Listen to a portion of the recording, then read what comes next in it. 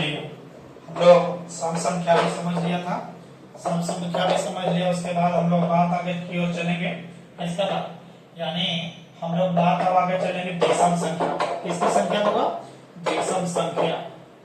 चलिए विषम संख्या पर बात आगे कर चलते हैं। चलिए हम लोग चलेंगे विषम संख्या। विषम संख्या, विषम संख्या अर्थात इसको कहते हैं ऑड नंबर। यानी ऑड नंबर कहता है कि जो संख्याएं, देखिए वो सब याद होना चाहिए, जो संख्याएं दो से पूर्णतः विभाज्य नहीं होती है उसको क्या कहते हैं? बोले होगा विषम संख्या के नाम से जाना जाता है। ठीक है, अब इसको किससे सूचित करोगे? इसको याद कीजिएगा। देखिए क्या नाम मिलता है इसको 2m+1 या 2m-1 से सूचित किया जाता है। देखो सब इंपॉर्टेंट पॉइंट होगा, सूचित किया जाता है। इसे देखिएगा 10th क्लास में मिलेगा, सीधा करे कि 2m+1 या 2m-1 के रूप का होता है। देखिए क्वेश्चन है 10th क्लास में, तो यही सब सिद्ध करने का पार्ट आता है। तो देखिएगा हम उसको दिखाएंगे। तो आप यहाँ लिखेंगे कि जहां m क्या है? बोलो m एक धनात्मक, शून्य भी ले लीजिएगा, जहां m शून्य एवं धनात्मक पूर्णांक है। ठीक है, धनात्मक पूर्णांक, टेंशन मत लीजिएगा। अब इसको हम लेते हैं, तो अब उसी प्रकार m बराबर 0 ले लीजिएगा, प्लस 1 2 3 4 आगे जाएगा। अब यहाँ है 2m+1 पर हम इसको कर रहे हैं। आप 2m-1 पर आप कीजिएगा, हम नहीं।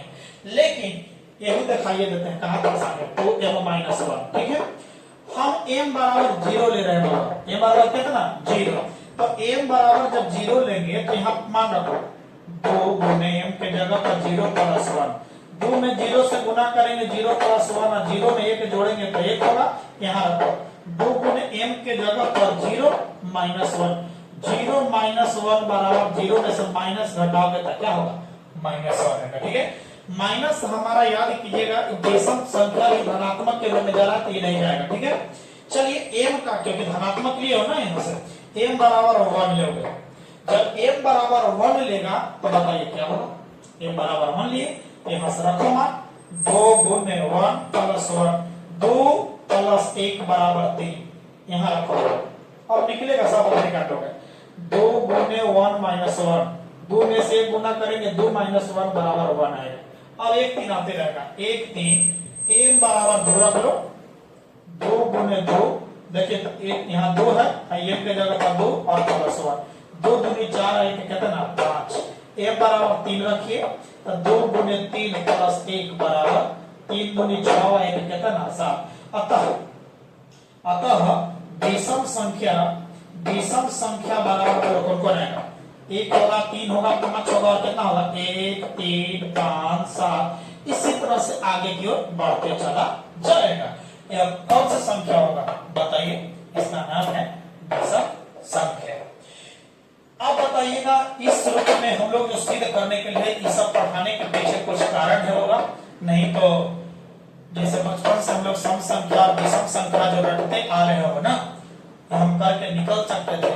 लेकिन तुम्हारा बेस बनाने के पीछे हम पड़े हुए हैं, क्योंकि जब तक बेस नहीं बनेगा, जब पिलर कमजोर जब हो जाएगा तब आगे की ओर बिल्डिंग कंफर्म है कि कमजोर हो जाएगा, ये कंफर्म है।